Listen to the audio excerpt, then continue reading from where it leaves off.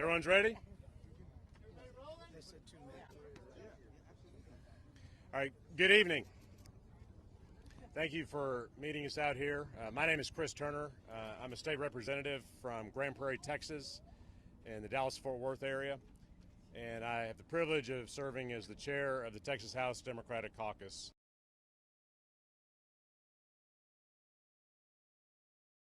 You will ever see, and I'm so proud of this group that is standing here behind me, and our other companions and colleagues who are en route to join us this evening and tomorrow morning.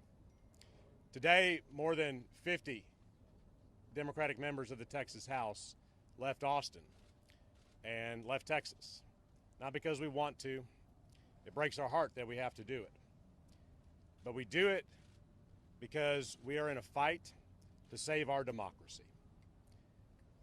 The nationwide Republican vote suppression efforts, anti-voter efforts, is coming to a crisis point in the state of Texas right now.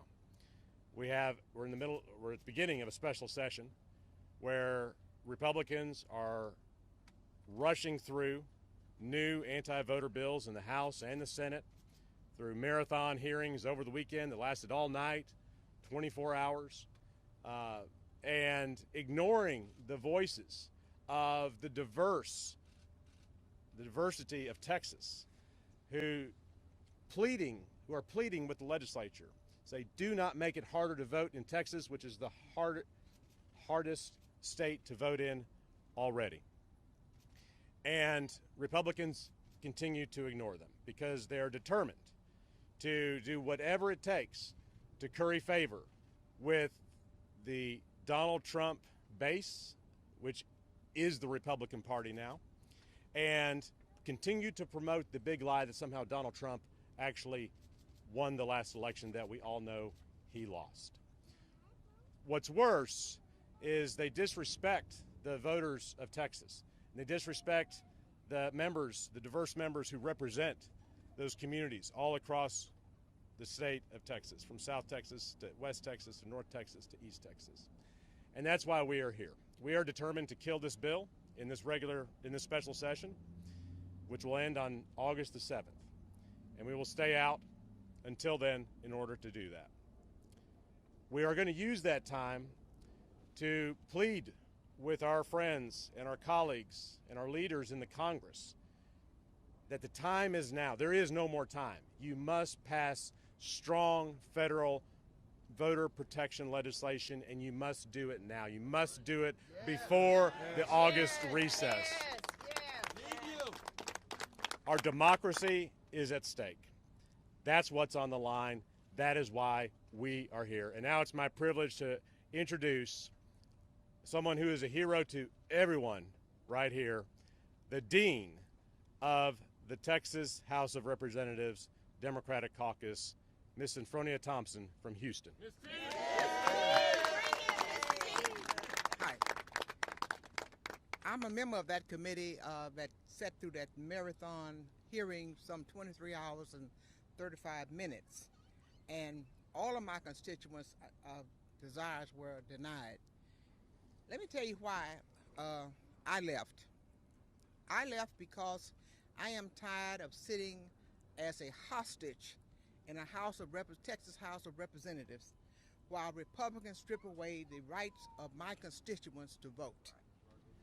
We have fought too long and too hard in this country to get away from having to count beans in a bag, having to count bubbles in a soap bar.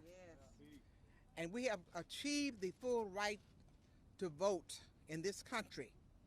And when President Johnson signed the Civil Rights Bill in 1965, I thought that would put to rest forever anyone's desire to strip away the rights for anyone to vote.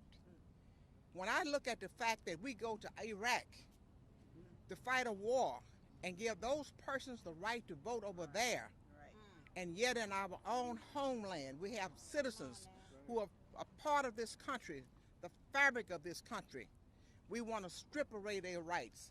And that is the reason why that we are refusing to be allowed to remain Republican hostages in the Texas House of Representatives.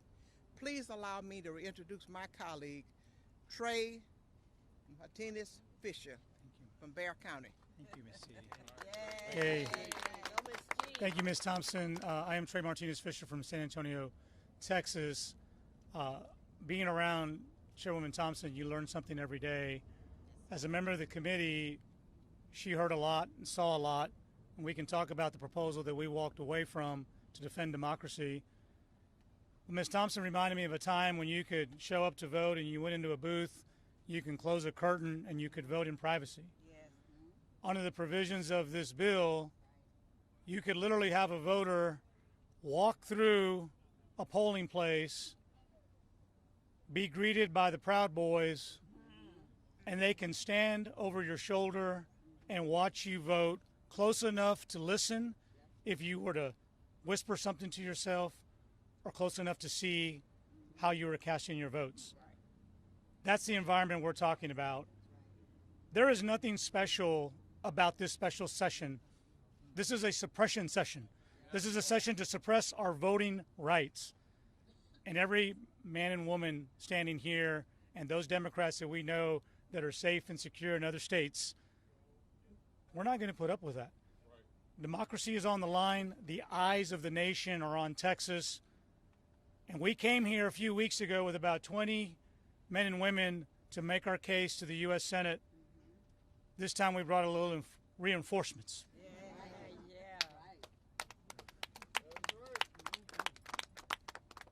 We have courage, conviction, and a little bit of defiance.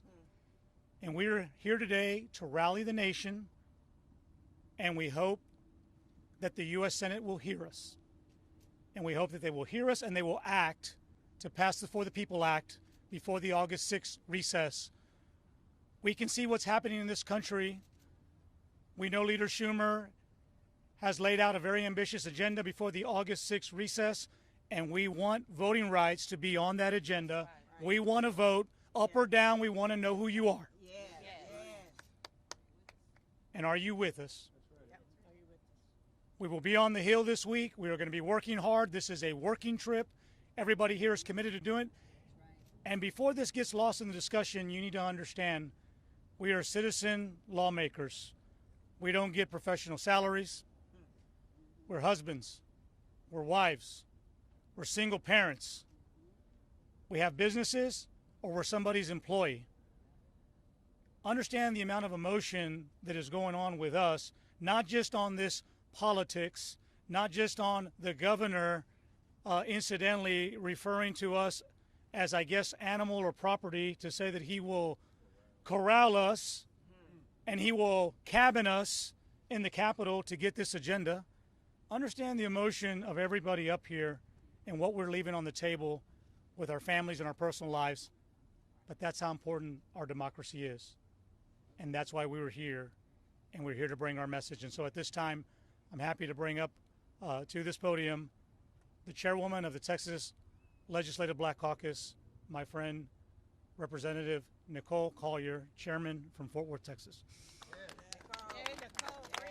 Thank you. We are here today. My name is Nicole Collier. I am from Fort Worth, Texas, and we're here today because our backs have been against the wall. We had no other option. There was nothing left to give. And so we took a stand and we left the state of Texas because that was the best and the right thing to do at the right time. And let me tell you this, who decided that one constitutional right deserved greater deference than the other? I'll tell you who. That's Texas. Texas, the Republican legislature decided that your right to carry a gun was more important than your precious right to vote. That's right. We don't believe that one constitutional right deserves greater deference than the other. They're no greater than the all. They all deserve equal consideration and equal protection. And so we came today because we know that the Texas legislature, the Republican-led legislature, they're not trying to make these elections fair or free. It is not fair to require people to jump through hoops and fill out multiple forms just to vote. We're not free when people can be criminalized like Hervis Rogers for simple mistakes. We're not free when you promote the rights of partisan poll watchers over the rights of others. So we're not going to take it. We had the courage to take a stand, and Congress, we need you to finish it. That's right. I want to introduce my colleague and friend, the Speaker Pro Tem of the Texas Legislature, Representative Joe Moody from El Paso. Hey, everyone, Joe Moody from El Paso, if you couldn't tell.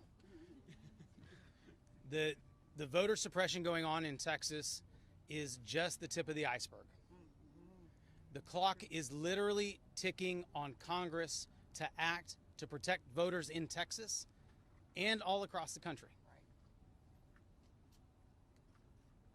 We put everything on the line.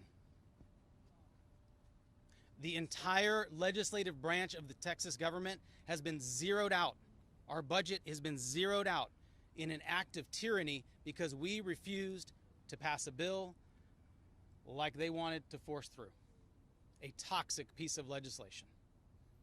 Now, lives of thousands of Texas public servants and the freedoms of millions of Texas voters are on the line. Now, I know this. We're here to fight. That's right. That's right. We just hope we're not alone.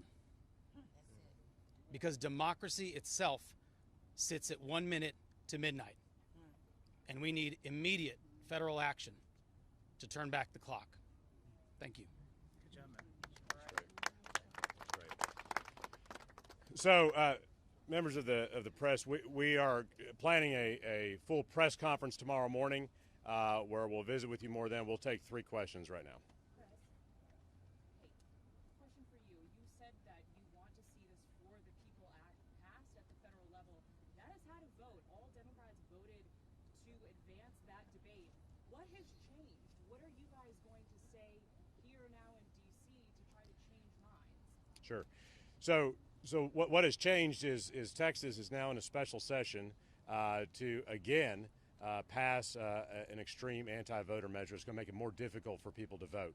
And so we want to use this extreme example of what Greg Abbott and Republicans in Texas are doing to implore the Democratic senators to do what it takes to get the bill passed. And obviously that's a conversation about the filibuster, and I don't really care how they do it, but the reality is there are carve-outs on the filibuster in the U.S. Senate on different issues.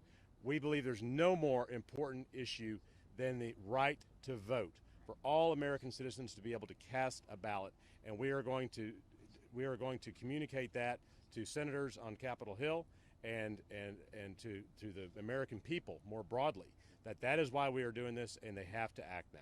Chris? John Lewis. Keith with CBS. To constituents who elected you to do a job, to be in Austin and debate these issues, and they see you leaving the state today, and may think they're running away from their responsibilities. Nothing could be further from the truth. We are doing our jobs. We were elected to represent our constituents and fight for our constituents' interests, and that is why we are here. Because we're not going to sit in Austin, in the House chamber, and watch the Republican majority steamroll the voting rights of our constituents. We're fighting back. We're leaving, so they can't do that, and we are using our collective voice to deliver a message to the Congress. We are fighting for our constituents. How long will you be here in Washington? Well, our intention is to be out of Texas until this session is over. And if he calls another one right away? That's our message to Congress. We need them to act now, because they will keep calling these sessions to pass voter suppression legislation. So we need Congress to act now. We've got about 3 weeks until this session is over. That the clock is ticking. They got to act before the August recess. Last question. Last question. NBC News, Lauren Egan. President Biden is expected to talk about voting rights tomorrow. Would anything less than a call to abolish the filibuster be viewed as a disappointment from you all? I'm glad the president is delivering the speech tomorrow. I'm looking forward to listening to it. And what I hope the president is going to say is that he expects the Congress to do what it takes to pass federal voting rights legislation, the For the People Act, and the John Lewis Voting Rights Act, which is critically important for us in Texas to have both. So I'm looking forward to the president's words tomorrow. We'll visit with y'all more tomorrow. Thank you very much. We shall overcome. We shall overcome. Chris, do you guys have any meetings with Senator Sinema arranged? Thank you, guys. We shall